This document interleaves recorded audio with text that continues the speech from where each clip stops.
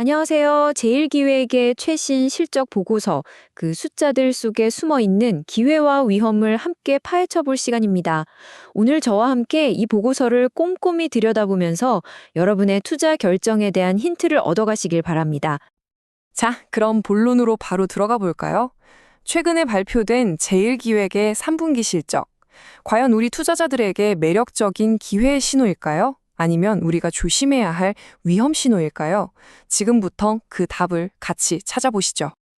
그래서 오늘은 딱 세 가지를 짚어볼 거예요. 첫째, 핵심 실적이 어땠는지 구석구석 뜯어보고요. 둘째, 회사의 재무 상태는 건강한지 체크해 볼 겁니다. 그리고 마지막으로 미래의 성장 가능성과 숨어있는 위험 요인은 무엇인지 따져보겠습니다.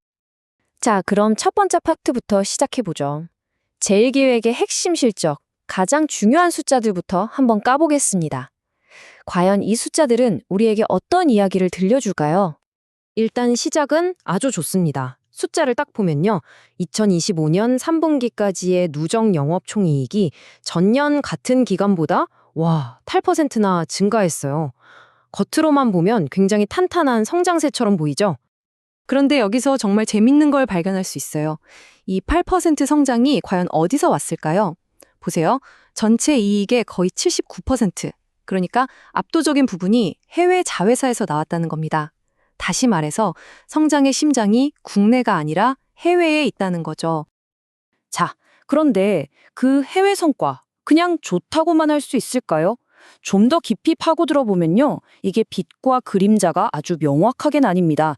북미랑 유럽, 여기는 진짜 잘했어요. 각각 8%, 18%가 넘는 엄청난 성장을 보여줬죠. 하지만 반대편을 보세요. 중국에서는 16% 마이너스, 그리고 영국 기반의 아이리스는 무려 48%나 역성장했습니다. 이게 무슨 얘기냐면 지역별로 성적이 완전히 극과 극이라는 거예요. 그러니까 한마디로 이거예요. 제2기획의 이번 실적, 북미라는 강력한 엔진이 막 끌어올리고 있는데 중국이라는 무거운 족쇄가 발목을 꽉 잡고 질질 끌고 있는 그런 형국인 거죠. 자, 그럼 이제 두 번째 파트로 넘어가 볼까요? 우리가 흔히 하는 실수가 있어요.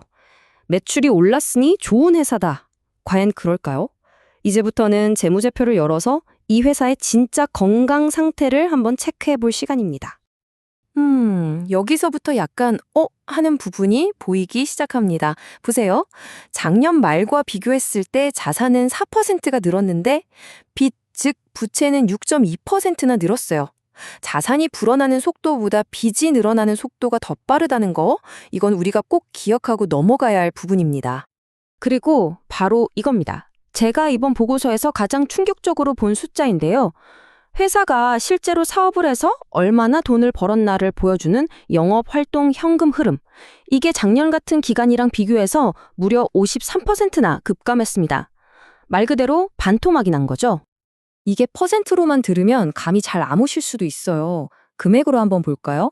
작년 3분기까지는 1,586억 원의 현금을 손에 쥐었는데 올해는 고작 743억 원입니다.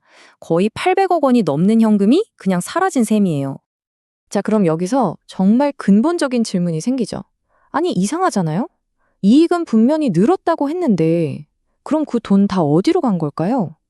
왜 회사가 실제로 쓸 수 있는 현금은 이렇게 반토막이 나버린 걸까요? 이 미스터리를 푸는 게 제일기획의 현재 상황을 정확히 진단하는 열쇠가 됩니다. 자, 드디어 마지막 세 번째 파트입니다. 지금까지 우리가 살펴본 실적과 재무 상태, 이 두 가지 조각을 가지고 제일기획의 미래를 한번 그려보겠습니다. 어떤 성장 기회가 있고 또 어떤 위험이 숨어 있을까요? 일단 제일기획의 저력 무시할 수 없죠.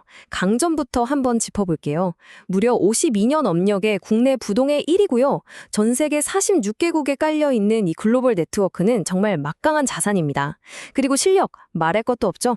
2025년에도 칼라이언즈 같은 세계적인 광고제에서 상을 휩쓸면서 역시 제일기획이다라는 걸 다시 한번 증명해냈습니다. 하지만 동시에 광고업이라는 사업 자체가 가진 태생적인 약점도 있어요. 여기 문구처럼요. 경기가 안 좋아지면 기업들이 가장 먼저 허리띠를 졸라매는 곳이 바로 마케팅 예산이거든요. 이건 광고 회사에게는 숙명과도 같은 리스크죠.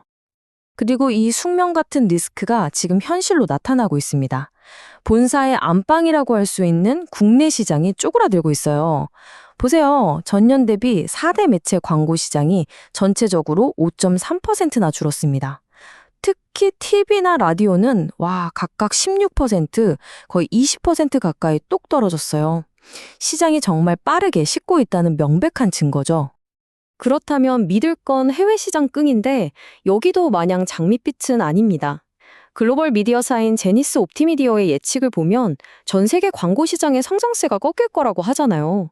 이건 제1기획의 가장 강력한 성장 엔진에 경고등이 쳐질 수도 있다는 신호로 봐야 합니다. 자, 이제 모든 카드는 테이블 위에 올려졌습니다. 판단은 여러분의 몫입니다. 한쪽에는 여전히 강력한 글로벌 네트워크와 성장 잠재력이라는 카드가 있고요. 다른 한쪽에는 급격히 나빠진 현금 흐름과 꽁꽁 얼어붙는 시장 상황이라는 카드가 있습니다. 여러분이라면 어느 쪽에 베팅하시겠습니까? 이 질문에 대한 여러분의 생각을 한번 정리해 보시는 시간이 되었으면 합니다.